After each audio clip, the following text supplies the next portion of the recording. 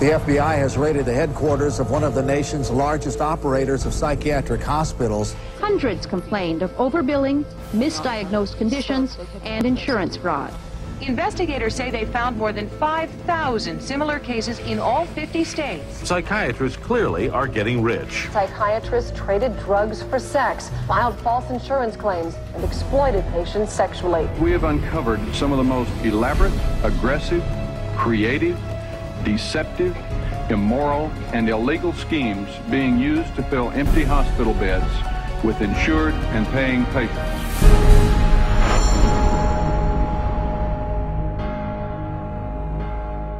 Chaque psychiatre fait le serment d'adhérer à un code de conduite éthique. Considérer le bien-être de ses patients avant tout.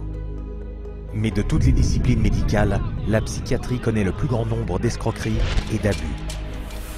Psychiatry is almost a license to print money. If a doctor were clever enough, and many of them are, there's no reason that they couldn't make at least $500,000 a year fraudulently and get away with it in psychiatry. I don't purport to have deposed every psychiatrist in Las Vegas. I can tell you for a fact I haven't. Maybe I've deposed half, and by and large, they were a dishonest, deceitful, lying bunch of people. Les méthodes de facturation trompeuses et criminelles des psychiatres sont si répandues que les enquêteurs d'assurance ont des expressions pour en parler, telles que le « hello à la va-vite » ou encore la poignée de main à $100. $100 handshake is when usually a patient is institutionalized. Psychiatrist, psychologist will visit that person, shake hands with them, say, hello, I'm Dr. So-and-so, I'm taking care of your problem here, and then leaves. They might have 10 or 20 patients there. They bill an hour for each one, and they might be in the hospital for a total of 30 minutes. So 20 patients, 20 hours, and they'd send the bills off to Medicaid. We see that most of the victims of recovered memory therapy were women who had excellent health insurance, whether it was government insurance or private insurance, because many insurance policies wouldn't pay for this kind of long-term nonsense. So those people were targeted because of the nature of the insurance that they had. Chaque année, la psychiatrie américaine escroque le gouvernement et les assurances privées de 40 milliards de dollars par tous les moyens possibles pour tromper le public.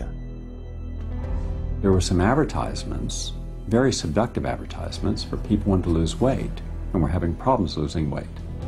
And they would be given, all expenses paid to go to a particular spa. But when they got to this spa and went in and signed in, it wasn't a spa, it was a psychiatric center. And then they couldn't get out. What instead they received is they received massive doses of mind-altering drugs, and they were kept for a lengthy period of time, and their insurance carrier was billed tremendous amounts of money for something that was unnecessary. Mais les psys mentent non seulement dans leur établissement, mais aussi au tribunal, disant n'importe quoi pour percevoir leur prime de témoin. A psychiatric expert who will have one opinion in one scenario and a completely opposite opinion in another scenario based on which law firm or governmental agency is paying for his time. These psychiatrists, on one hand, will tell the public that suicide can be prevented, but will go into court and tell a jury that suicide cannot be prevented.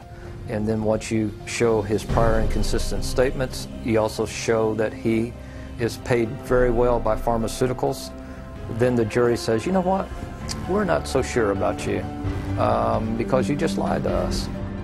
À leur avidité, malhonnêteté et avarice s'ajoutent leurs délits sexuels. Si les psychiatres ne représentent que 6% du corps médical en Amérique, ils commettent le tiers des délits sexuels perpétrés par des médecins. It has happened so often that by the mid-80s, the insurance companies who insure physicians across America started writing sexual claims out of the policies altogether. That's how common it was.